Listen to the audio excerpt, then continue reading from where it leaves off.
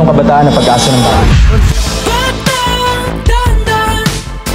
Sa mundong kinagkagalawan, pagmasdan ang larawan ng itsurang nagmamalakas.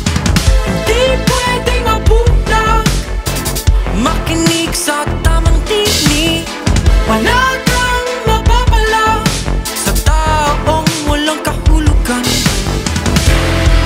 Huwag hahayaang magkanya sa iba.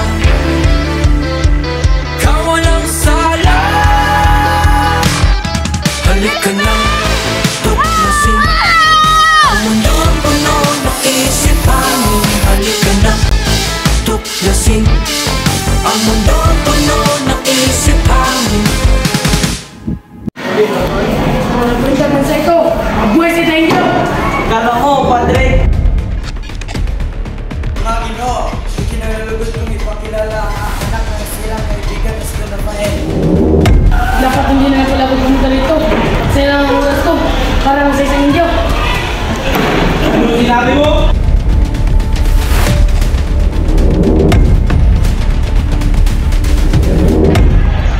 Ingata, mag-iingat kayo sa inyong malihim na tao.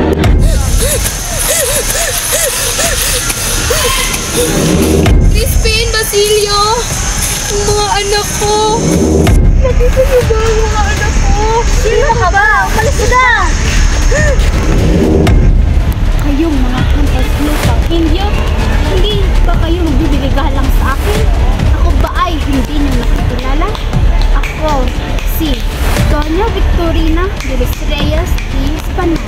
Kala niyo ba ang kapangyarihan ay nasa iyo?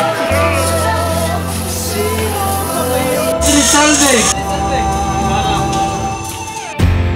Di naman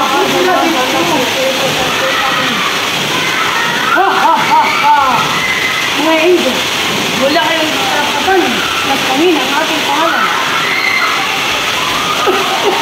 Kaya ako nanarapat na galangan. Yung tama, huwag yung dahilimutan ang ating kapangyarihan.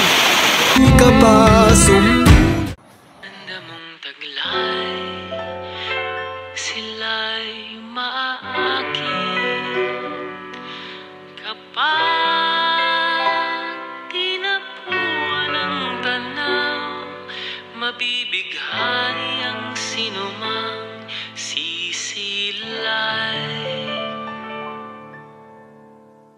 ¿Quién es ella? La bulaqueña. Wari mo ay buhay na obra, hinalin tulad kay Maria Clara. Sino ka ba sa buhay ni Luz? Maria Clara! ¿Quién es ella? La bulaqueña.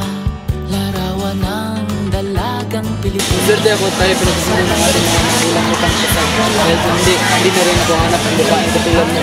Napakatamis ng iyong dilak, gusto mo?